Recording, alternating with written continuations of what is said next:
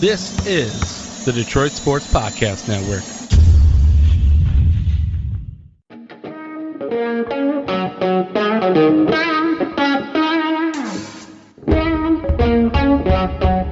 The biggest icon in podcasting.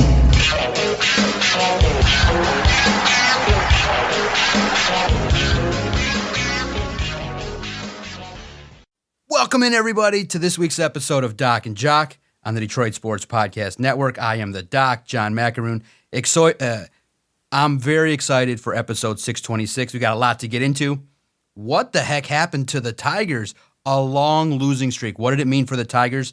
Do they make a move besides acquiring a pitcher? Do they let Eugenio Suarez leave town? Well, why don't we just plunk him in the hand, see if that helps make him feel better about coming to Detroit. I was like, oh my God, Will Vest, are you serious? Like, that's the last guy you got to plunk. My goodness, I don't know if that was an omen. I don't know, man. God works in mysterious ways. A Detroit Tigers pitcher plunks the biggest trade target that the Tigers are interested in. It's crazy. And then we'll talk about what the Tigers need to do at the deadline. Do they make the move? It's the 31st when you're listening to this. Do they make the big move for a reliever from Pittsburgh? Do they make another move besides maybe getting Eugenio Suarez? A lot to get into. And then what is Adam looking for tonight when the Lions take on the Chargers? I'll be in Canton watching the game. Hopefully everybody stays healthy. Hopefully Hendon Hooker does a couple good things. And hopefully that there's some positive momentum heading into the next week of training camp. Because let's talk about it. What did the losing streak? I think it was 12 of 13 games. They're finally winning some games again, playing a garbage opponent in the Arizona Diamondbacks. What did the losing streak mean to you?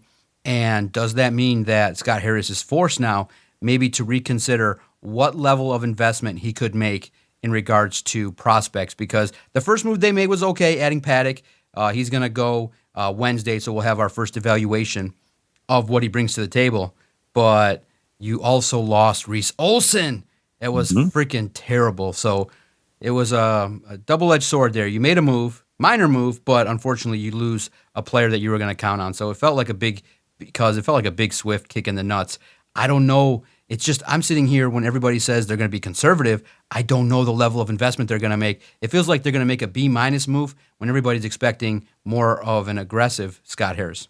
Yeah, so I think the winning has him take a bit of a pause and kind of reevaluate where he initially was. But overall, I started having this thought, having this feeling on Thursday after we released this podcast. I was listening to the baseball game and I started to think, because they're in just the middle of one of the worst losing streaks in Tiger franchise history. And I'm like, okay, let's take a serious look at this team. With the way they're currently constructed, can they win a World Series?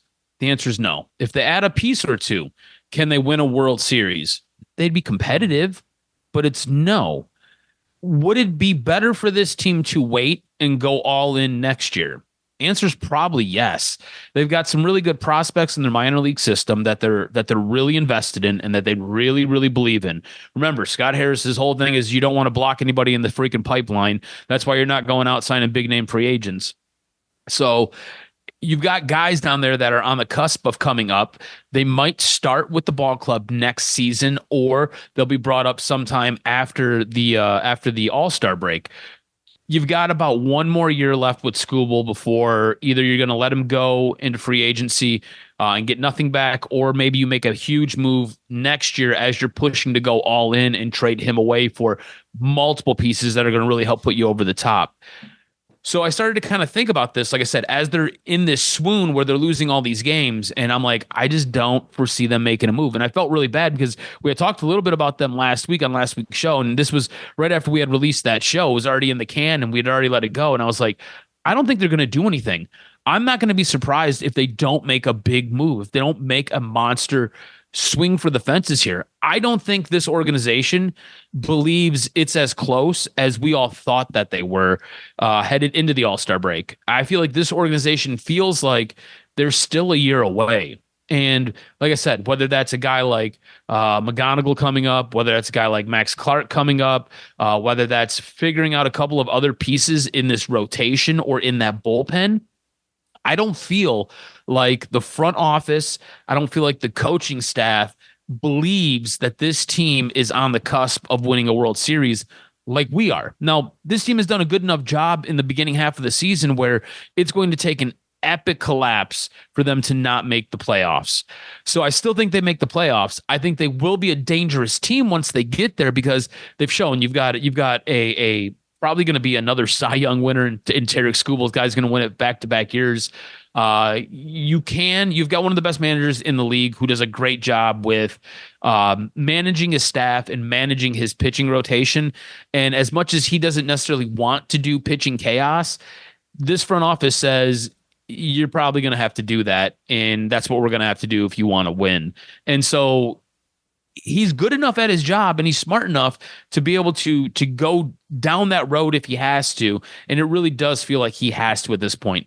And then you start factoring in the injuries, right? You bring in Alex Cobb. Alex Cobb is supposed to be a starter for you. There is no guarantee that he's going to end up making it up to pitch with the big club. He's still trying to figure things out in the minor leagues, still trying to rehab from his injury. You lose a guy like Reese Olson, who was penciled in to be a big-time starter, especially down the stretch. You lose Jackson Jobe. Now, there was no way he was making it the entire season. It really felt like he was going to be a guy who had his innings kind of spared. He was going to move into your bullpen when the playoffs rolled around. They were going to use him in high-leverage situations. Casey Mize has been a bit of a revelation this year, but all that being said, it really does feel like he's made out of paper mache or glass because he can break at any point. So when you boil it down, it's really Tarek Skubal's what you got. And you go out, you made a trade for 2 lower level arms, but that's exactly what they are. These aren't guys who you're necessarily counting on to win you a big game, or if, Tarek Skubal lets one slip through his fingers or the offense can't get going and game 2 rolls around. Neither one of these guys are expected to be the guy who's going to be that stopper. That guy was supposed to be Jack Flaherty. And hey, he got a big win the other night, but I don't know what I'm going to get. It's Jekyll and Hyde Jack. So I just don't feel like this team is in the driver's seat like we had originally thought. And I feel like the front office, the coaching staff, I believe they feel the same way.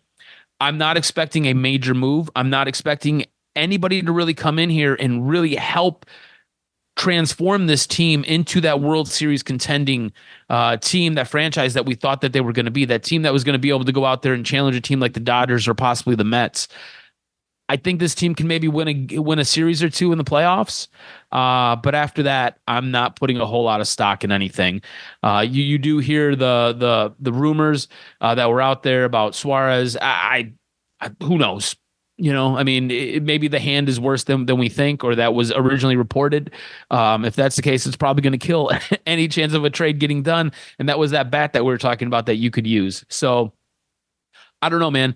I say don't be surprised if the Tigers don't make a big move at the trade deadline. I feel like they're going to kind of stand pat. I feel like the 2 lower level pitchers that you went out and grabbed are kind of the guys you got. Maybe they can get some Fetter treatment, and maybe those guys can become a bit of a revelation next year. But I think next year is going to be the time where this team moves all in. What are your thoughts on the way I feel about this and my stance that this team is going to remain complacent and you're not going to see that big shock move that we were expecting? Yeah, at first it had to feel that the Tigers would see that losing streak and be aggressive to actually push to get better. But when you look at it, I think it's going to actually be a nice cold wake-up call that maybe you're not World Series caliber. And so you just want to get the experience and do the best you can, but I don't see an all-in push. Absolutely. I just think that if you get a rental and you don't give up a top 100 pick, the cost for Suarez might be a lot. I think the bidding war is going to get up there. So that's going to be interesting to see what the cost is going to be. I just think that you might make a couple lower level moves, but not Suarez and Bednar. So Bednar is going to be pricey. They're talking about they want a top 10, organizational prospect. So a lot of teams are potentially, the issue is going to be who's going to be aggressive in their pursuit. Maybe the Dodgers are more aggressive. The Yankees made a move, even though the third baseman doesn't really have a great batting average. They made some moves. So you're absolutely right. What the losing streak did was kind of wake up everybody to go, wait a minute. The offense could go cold at any time. Riley Green strikes out a lot. The bullpen's not good enough where 1 or 2 more guys might not be good enough to get a third, they're the bottom third in terms of ERA and in terms of swing rate. So their numbers are not that good. They don't unfortunately have a lot of strikeout arms. So there's a lot of contact being made. The bullpen is performing at a level where it's not good. And so I got to ask you this then, cuz if they stand pat, are you okay with just rolling the dice and see what they got? If Paddock's the only move, or you just make a lower level move for some depth, maybe a lower level reliever, but nothing crazy. Are you okay with that, with the vision of being patient for one more year and then just say, all right, we have another offseason, another opportunity to see the young cats. We get guys like Olsen and guys like Mize further along in their development. I am actually kind of feeling like this year is another growth year and another step, but I don't feel like World Series. I don't even think they might not get there based on how bad they played over the stretch of the last couple weeks. For sure. Look, I wouldn't be happy about it, especially with how well they played the first half of the season. To me, it would feel like it was a bit of a collapse, or almost like the rug got pulled out from underneath you. That being said, I would understand it. I mean, you look at the guys that you have lost for long stretches of period throughout the basically the first half of this season, and then some from your pitching staff. You have guys go down like Flaherty missed a couple of games. You had Mize miss a couple of games, a couple of weeks even. Olsen's done for the rest of the season. Jackson Jobe, he's gone. Alex Cobb, which feels like it was just a waste of money. You just kind of took $15 million out to a parking lot and set it on fire. I know two guys who would love $15 million, who can do a lot of cool things with the podcast if we were offered that kind of cash, but we weren't, so it is what it is. Parker Meadows is a curious case, because this was a guy who really got hot at the right time last year, and you were counting on him this year to be exactly what he was last year, and he just hasn't been able to figure it out. He's on the IL again, so it's one of those things where it just feels like there's a lot of different stuff working against this team right now, and as much as I want them to be that World Series contending team, as much as I want them to run roughshod over the AL, and I want them to get into a slugfest with whoever wins the NL and to come out the winner, I just don't think this is the year. And it really sets up a weird case for next season, because next season, look, I don't believe you're signing Tarek Skubal. I don't, as much as Tarek Skubal says he wants to be here, I don't think Tarek Skubal wants to be here. I don't think Scott Boras necessarily wants him here. It really does sound like this is going to have to be a $10 million deal starting or a 10-year deal starting at $400 million. And I just don't see Chris Ilitch coming up with that kind of money. I just don't see him doing those types of things, because he's given us zero inkling that he's willing to pay the money. Yes, you had the case with Bregman, right? But it didn't work out. And that, compared to what you were giving, what Tarek Skubal's asking for is really kind of a drop in the collection plate at church. It's not a whole ton. So I just don't think that you're going to be able to get Tarek Skubal here long term.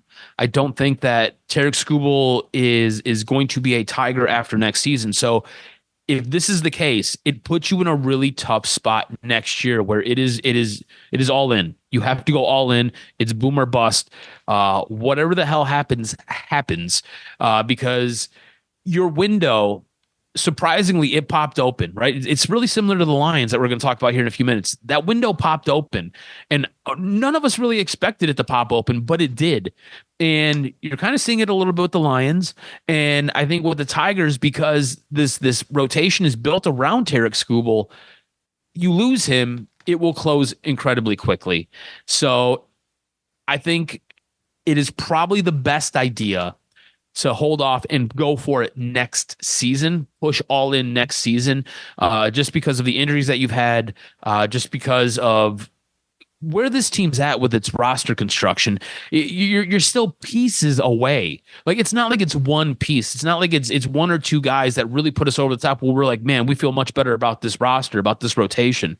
It's not that. You're the starting pitcher away. You're a bullpen arm or two away.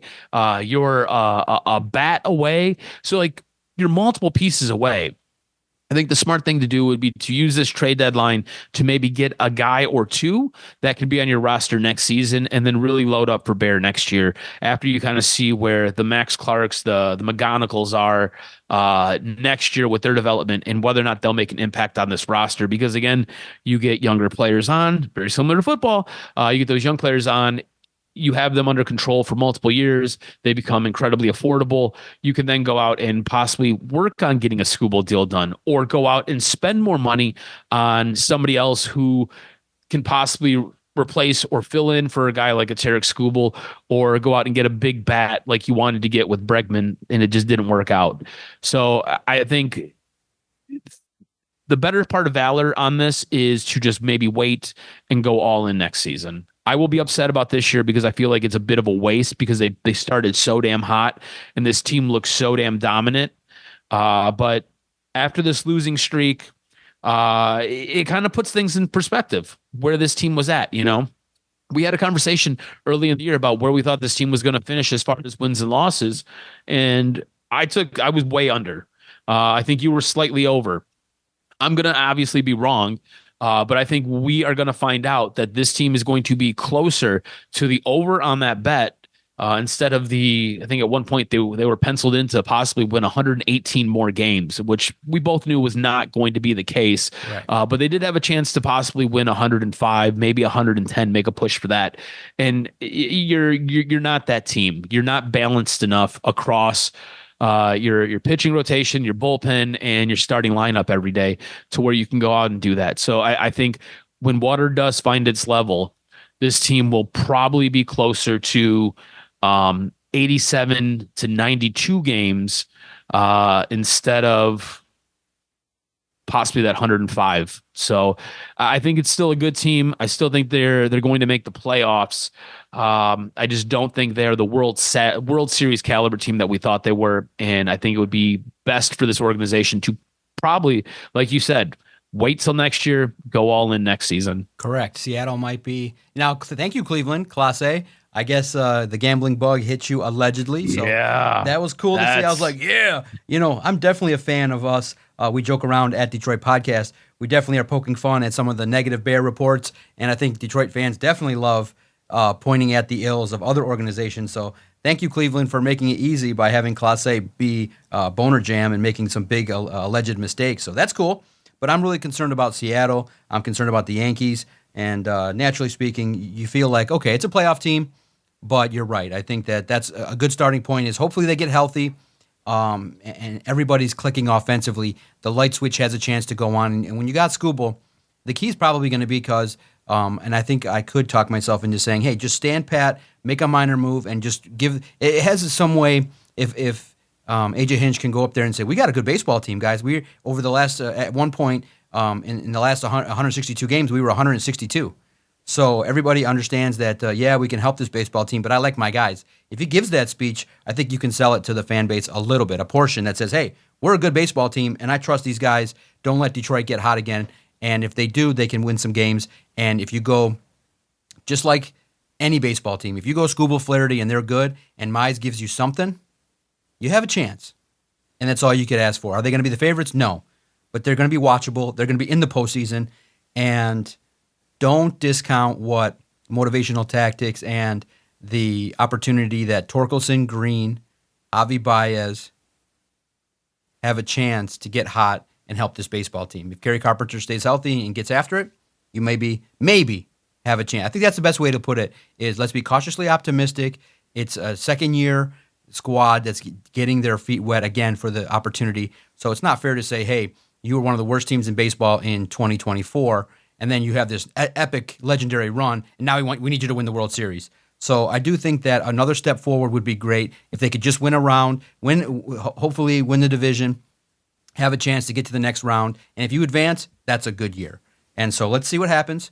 We'll be back next week to evaluate everything that Scott Harris did, all the moves, all the grades, all the discussion. And didn't do. Doc and Jock will be here to bring it all to you. Now, turning our attention to the Lions tonight, because they are taking the field. Half of Twitter is excited. Half of Twitter is a little bit cautious because of the injuries. But listen, man, football. And listen, guys, we all know the football is not going to be great. It's going to be a lot of handoffs, a lot of checkdowns. You're not going to see Tesla, running a 50-yard out.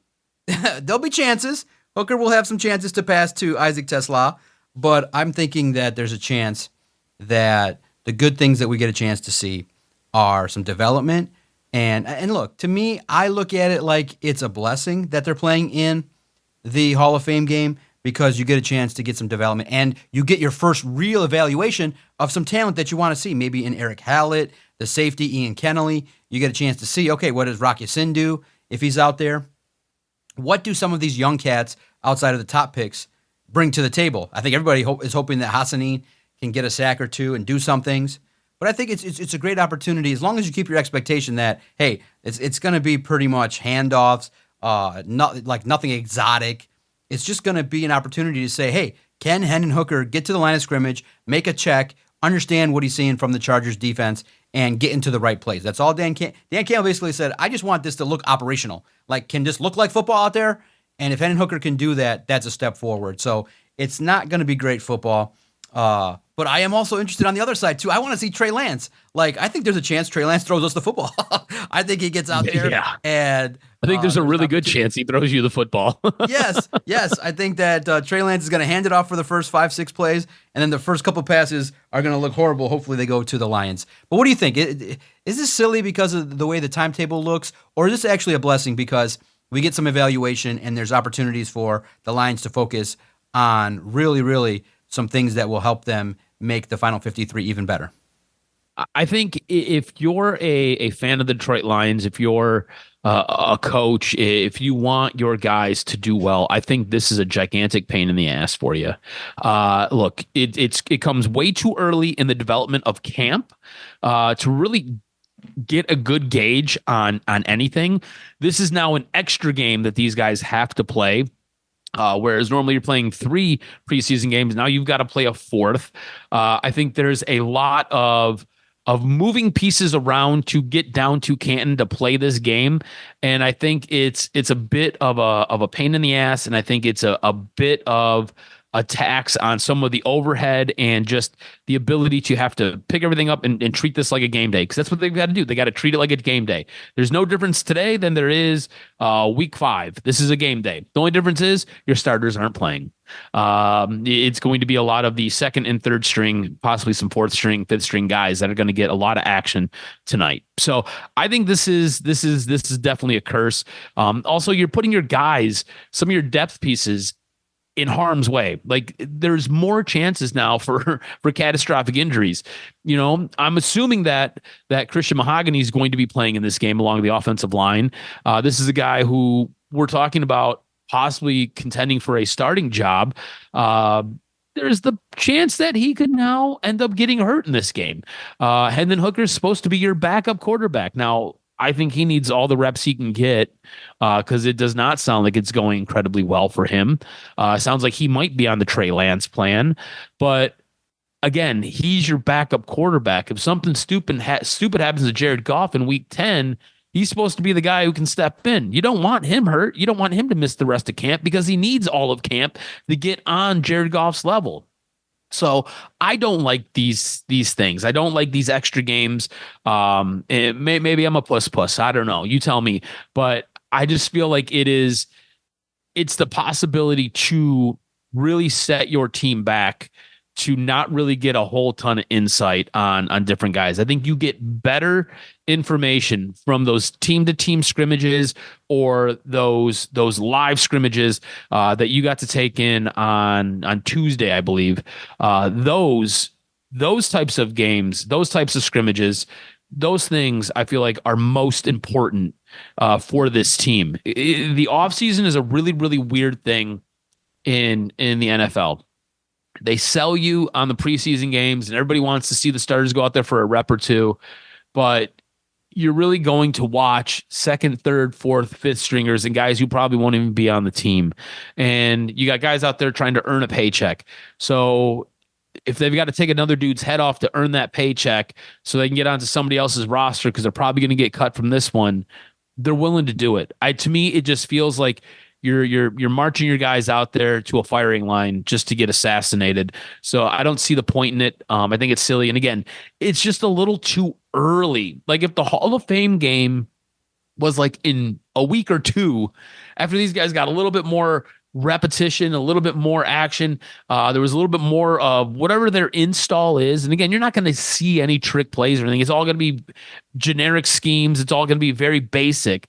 But if you got to see a little bit later on where these guys were a little bit more honed in, a little bit more refined, I think it'd be a better game. I'm anticipating an incredibly sloppy game, and anticipating one of those games where the Lions will probably end up winning it off of a Jake Bates 48-yard field goal because it just stalled out and they're like, all right, well, we got to go kick a field goal from forever. So go on out there, Jake, and hopefully Jake hits it. To me, it's just the Hall of Fame game itself. It's not on my radar. I was watching Good Morning Football this morning.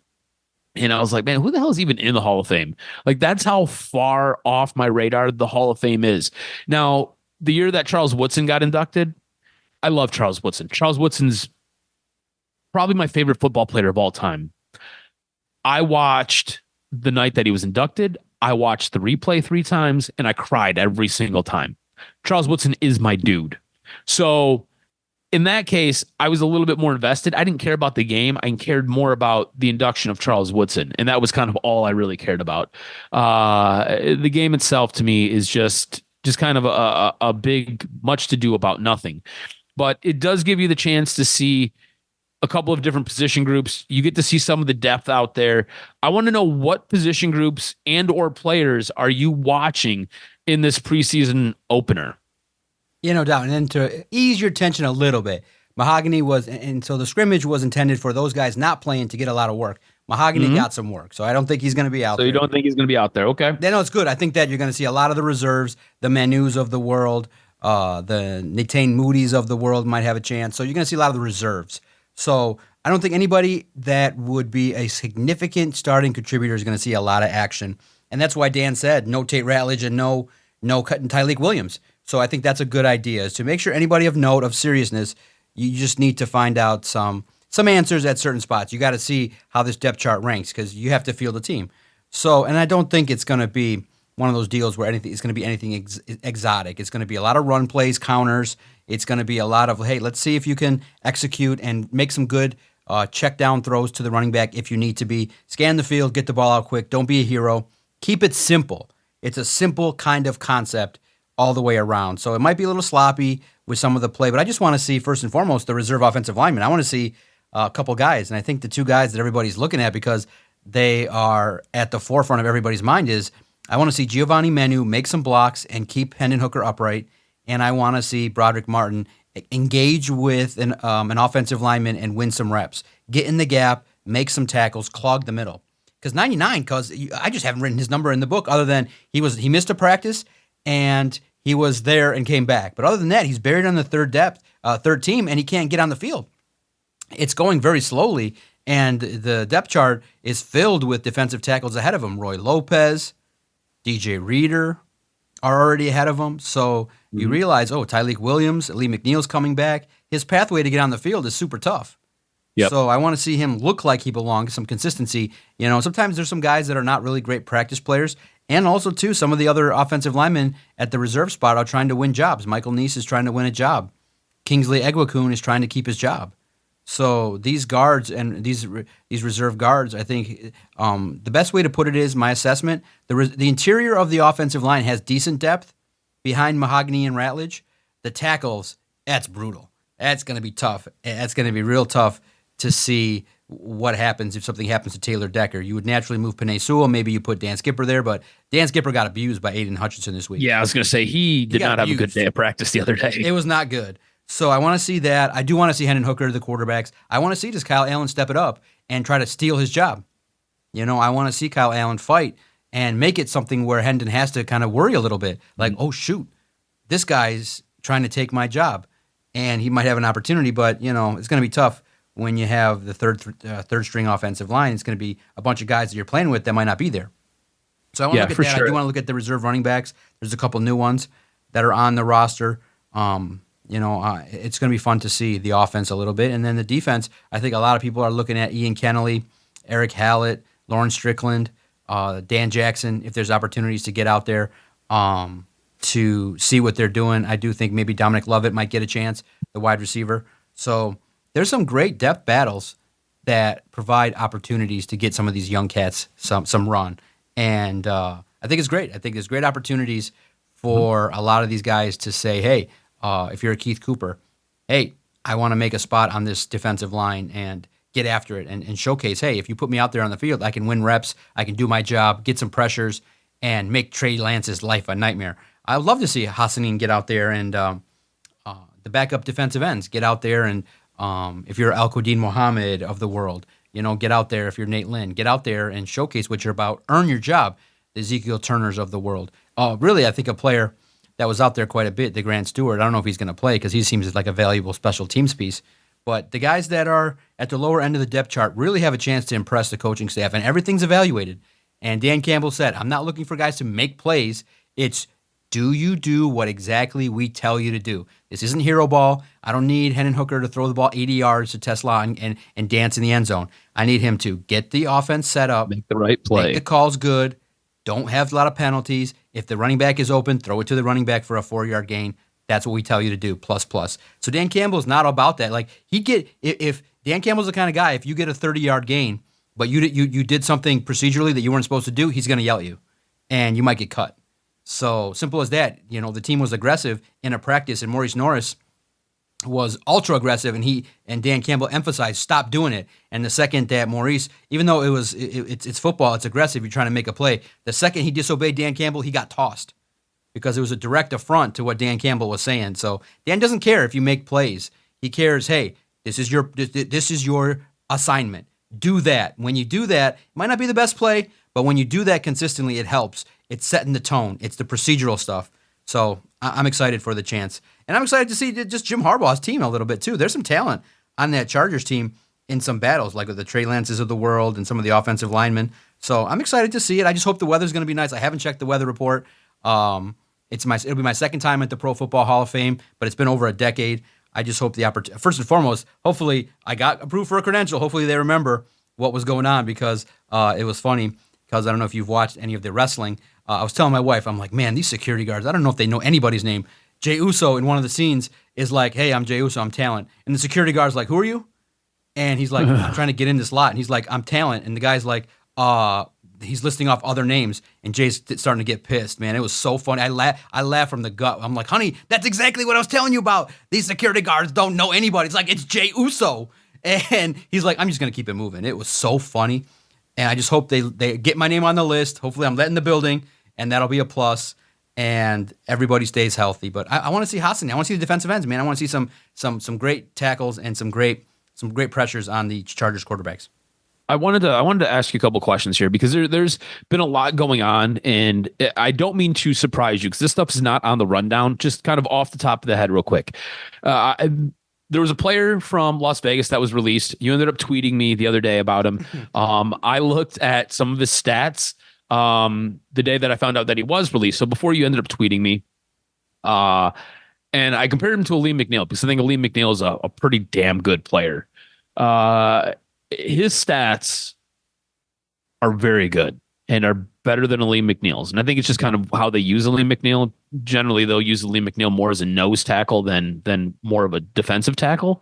But Christian Wilkinson is available. Any chance the Lions go and maybe sniff around that, maybe kick the tires on it, have a conversation? Got released from the Raiders for allegedly attempting or trying or kissing a teammate's forehead, and it didn't go over well in that locker room. Any chance the Lions go and take a look at him to kind of help bolster that defensive front? Yeah, no doubt. And I think there's been some weird reporting, too. It's been some lack of information because it's also very important, too, the context. Like, was everybody naked in the room? Like, was he trying to kiss the guy, his teammate, naked? That puts a lot of context. Like, hey, man, we ain't in that kind of mode right now. And so I understand everybody's like, well, he's playful and he does that. But this is football. Trying to kiss other men, especially if they're, walking around with their towels and they're all sweaty. It's like, come on, bro, not the time for that. And look, you're never going to know how somebody's going to react. So you got to stick with the fist bumps. Defensive tackles, free advice from Doc and Jock. Do not try and kiss your teammates. Do you think if he did come here, do you think it'd be a bad mix? Listen, that story. Listen, I get the idea of bro time and stuff like that. But on a serious note, I like the talent, but the injury and the contract concerns, I think, are going to be there. I think he's going to command something. And if he didn't like the idea of what the Raiders did, so I think that was one area of the locker room issue. But one big thing for the team was he told the team he was going to get surgery and never did it. So that's a severe lack of communication and trust. And that won't fly with Dan Campbell. Dan's a straight shooter. He's going to be like, get the surgery. And if he says, okay, and then doesn't do it, that's the ultimate disrespect, slap in the face. Like, what are you trying to do here? Like, are you trying to avoid trying to get back on the field? What's the deal? Like, you're trying to use second, third, fourth doctors. We're paying you a lot of money. Dude, and Adam, the team said, we're not paying you the money. We're going to void what you've signed. And so now there's going to be a whole NFLPA drama case. So he's going to have some noise to deal with. So the talent level says yes, but the total package says no. I think the Lions have been averse. They got scared away after Cam Sutton. I don't think that Christian Wilkins is a Dan Campbell guy. And if you can't make it with the Raiders, that place is a zoo. If you can't make it with the Raiders, sure. I don't see him coming here and helping. I think the name that might end up being here is Matthew Judon because of his hometown ties. I think that, if the numbers match up, I think they probably got a preliminary look at what he wants. I think that he brought 5.5 tackles last year. I think he's got the gritty mentality based on what he's brought to the table. So I'm interested to see if they make an external move. Matthew Judon or is it Zadarius Smith? Which one do you feel like is in the driver's seat for those two guys to come here? Because I think those are the guys that we're looking at right now. They can do some things. The outside linebackers too. Nate Lynn's doing a great job. I think Derek Barnes as a Sam linebacker can line up on the edge. You get some pressure from the defensive back. So I think that so far so good. Keith Cooper is doing a great job. Pat O'Connor doing a great job to highlight what they can do. And I think that at this point in time, Zadarius has a number, and he's trying to hold on to that number, and it behooves him to wait and see if a team ends up getting an injury and he's trying to leverage it so that it's in his favor. So I think right now, I think Zadarius is off the table for at least the next couple weeks, and we'll see how that shakes out. But I do think that Matthew Judon, if he's visited, they at least know what he's interested in, what he could bring to the table, what his motivation is. So that lends to, hey, maybe that was also a little reminder to Alex, like, get on the field or we're going to bring somebody that could take your job. One more name I want to throw out there before we get to some comments that Graham Glasgow made earlier this week.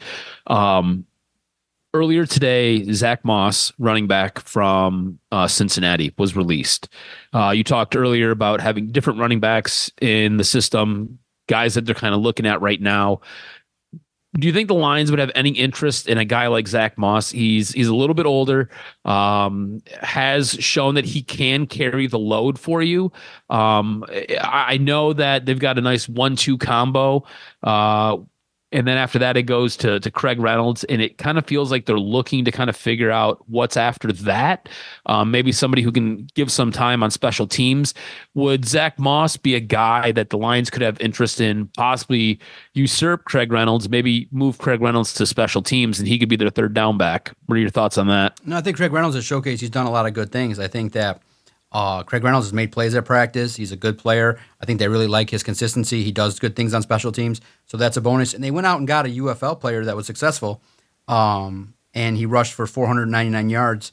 And in 2025 spring, he rushed for 500 yards and 5 touchdowns and had 22 catches for 245 yards. And so I think with the Battlehawks, he's had over 1,000 yards, over 1,300 yards all purpose.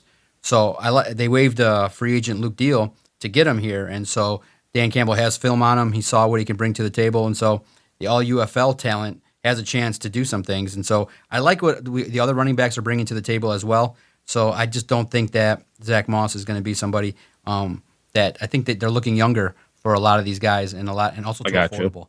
So you got to remember too, every day that Aiden Hutchinson's shaking that tail feather for the extra millions. He's like, you don't want to give me 40? Okay, 3 sacks today, and I'm going to abuse your talent. Oh, now it's 43.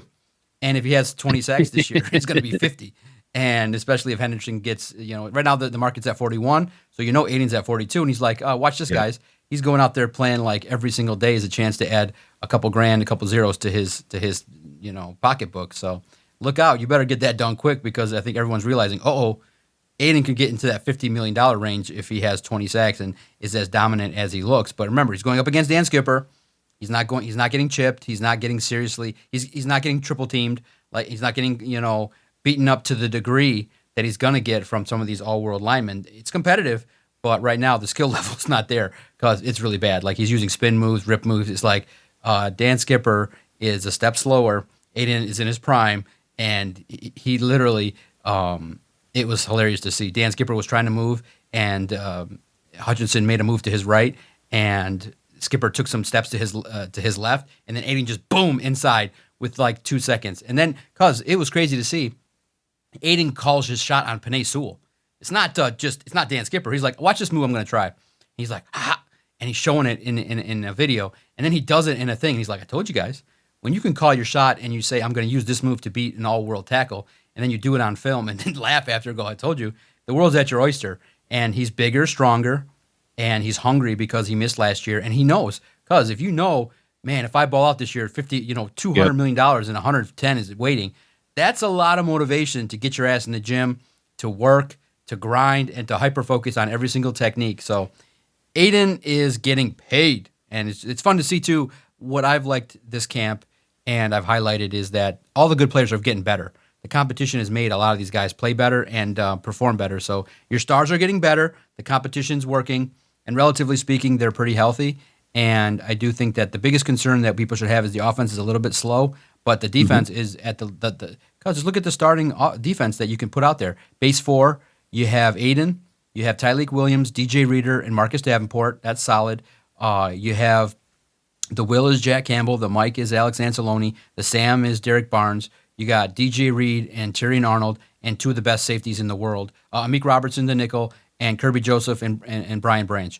Those 11 names are pretty good starting point. And then you can mix and max some veterans in there to handle business. But that defense has come to hunt, and I think that the defense has allowed the offense to go, oh boy, we got to go back to the drawing board. And yeah, it might be a little bit slow the first month of the season, but the talent will eventually take off with Laporta and St. Brown, who make plays, and J-Mo is just out of this world. So a lot to critique, but a lot to like. And so remember, too, because this team knows how to win. They know how to fight. It's not going to always be pretty, but you also got to remember, too, the way the season shakes out, you can win a lot of your home games. If you just go 3-5 on the road, you don't have to dominate on the road. You can even be poor on the road. But you have a chance to get to double-digit wins, 10-11, by just dominating at home against a very weak home schedule. So I'm not as nervous about the season, but I am nervous about the end game. I don't think it's Super Bowl caliber right now, but that's fine. I think you take another step forward and you see what you got, and then you can load up where maybe next year, after you pay Aiden and a couple guys, you load up a couple more. Maybe you take that chance and see what happens as the cap becomes a nightmare. What's your biggest concern for the Lions based on the first week of training camp? Is everybody going to mesh with these new coordinators? It really does feel like the defense is, and this is weird because normally when camp starts, it's usually the offense that's ahead of the defense. The defense seems to be a little bit ahead of the offense right now. So does that offense come around, and are they able to kind of pick up that slack and get back to what we're used to seeing? Remember when we first started talking weeks ago about this team, and could there be a bit of a regression? And I've always held firm that I feel like this team is going to slide back a little bit. I don't think it's going to be gargantuan. I do feel like John Morton knows what he's doing. I feel like he's got a familiar rapport with Jared Goff. I don't know if it's symbiotic like it was with Ben Johnson, but I feel like he is very much involved, and I feel like Jared Goff is very much involved in what the play calls are and what they're trying to do. So I do think that as the season goes on, that offense does get better. But coming out of the gates, my big concern is, can they get on the same page? And remember, you've got a lot of different pieces moving around. Very quietly, Graham Glasgow has now assumed the role of center. Tate Ratledge is not going to be your center. He's going to be your guard. I think it might be one of those things where maybe next year or in 2 years or something like that, they might slide him over. But for right now, it's Graham Glasgow. He's the man under center, which I think is probably the right move. There's a lot of different pieces that are are going on with those offensive linemen. It's a lot of different protections. This offense is very dynamic. So there's a lot of different bumps, a lot of different slides. You got guys that have to pull. You've got different guys that have to do different stunts. There's a lot going on with that offense, specifically up front. And in order for this offense to take that next step, that offensive line has to get on the same page. They have to be on the same page with Jared Goff, and he has to feel confident in those guys. So for me, it is can the offense actually take that next step, and can they come out slinging when week one rolls around? And is there any trip up, any almost catch up that has to be done with that offense? So that's kind of my concern. Graham Glasgow, speaking of him, earlier this week was on the radio, and he had some words about Ben Johnson. I don't know if you've seen any of these side-by-side pictures of Ben Johnson. When Ben Johnson took the Chicago job, he looked like he was living in Pleasantville, and he was the new dad on the block, and all the stepmoms wanted the new hot dad that looked like him. Now, after training camp's been going on for a couple of weeks, he looks like he's picked up a bit of a drinking problem, and probably he's snorting a little cocaine to kind of ease some of the tension. He is looking a little bit rough. All that being said, Graham Glasgow deemed Ben Johnson as uppity. So let's define what uppity means.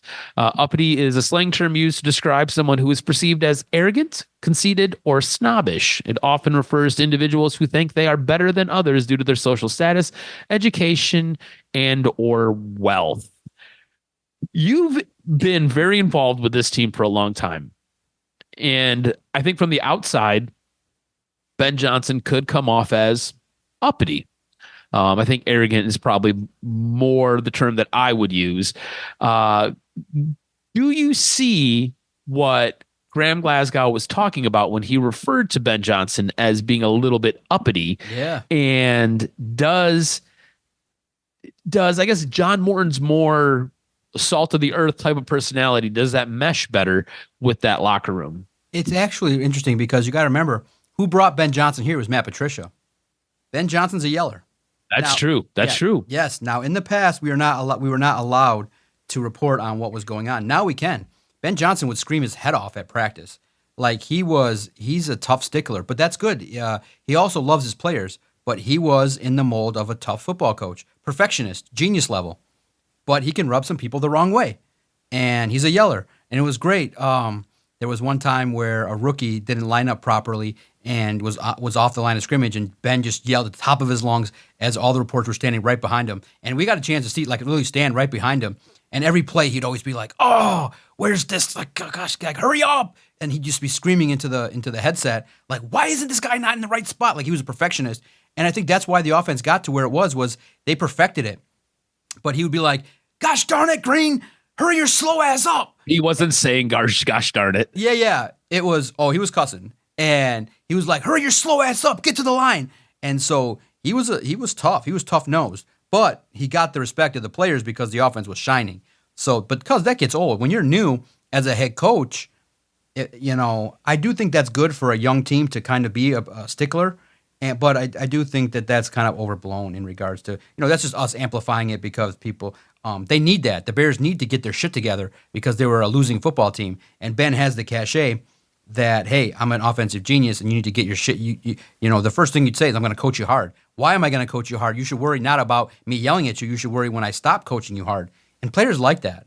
So that's just media narrative, stuff like that. Because eventually, when Ben was in gear, the offense was killing it, and he earned the cachet of getting Jared Goff to be all world and resurrect his career. So it's kind of like, one of the greatest coaching minds in the history of the world was not exactly Dan Campbell. His name was Bill Belichick, and Bill Belichick Tom Brady would throw 6 touchdowns and have 2 incompletions, and the next morning, the first thing that Bill Belichick was not saying to Tom, "Hey, congratulations on your 6 touchdown performance." He was like, "Why the fuck did you throw the ball here when you could have thrown it to the tight end there?" And Tom's like, "Bro, what the fuck? I just had 600 yards and 2 incompletions." And Bill's like, "Yeah, why'd you have those 2 incompletions?" And that's, I think, one way to get people going is to say, "Listen, I'm not here to kiss your ass. We pay you to play well. I'm here to coach you." And Ben Johnson has that mold, and I think it's going to help. It helps. As long as you get the right athletes, it helps. And guys, too, I want to say this. Dan Campbell's friendly in the media. When Dan Campbell's behind closed doors and things aren't going right, he ain't going, man, Sam, I need you to block better. Man, JMO, I need you to get after it. Let's go. There's some cuss words. Remember, he got coached up by Bill Belichick. So Dan has that in him, but his outward public persona is more friendly because he's the CEO. But Dan will light your ass up if you don't try and you don't follow directions and you don't get after it. If you're having a sloppy practice, Dan's in there yelling. Trust me. So I do think Ben Johnson will have a chance to succeed. Maybe not the first year, but I like that coaching. That's what NFL teams need. You're the Bears. You haven't done shit. Ben Johnson has an NFC title appearance on his, and he's got the second best offense in the league. So as long as you got the support of management, in that situation, any Bears that can't handle it get shipped out. So Luther Burden got the full wrath, and Caleb Williams got kicked out of a series. But it's good for them. You got to be perfect and do it again. So uppity means that energetic in terms of when things didn't go right, Ben was not happy. And it was fun to watch from that vantage point. But you also need some good cop, bad cop, where the good cop would be Dan Campbell, the bad cop would be Ben Johnson. And Aaron Glenn, too. You think Aaron Glenn told Terry Arnold, hey, good job there, partner? No, it was get your fucking ass where you need to go, and we need you to stop clutching and grabbing and get to where you need to be. Don't be out of position. Don't be a hero. So I love it. Tough coaching is something that these players need to get over the hump and be successful, because there's a lot of loose strings that can happen in the game of football. And it's not sometimes the talent. It's the attention to detail and the strong desire to get better. And if you get the right pieces, and that's on Ryan Poles to get the right players in. So I think the narrative of the Lions coaching staff, John Morton already installed this offense. It's just adding wrinkles to it.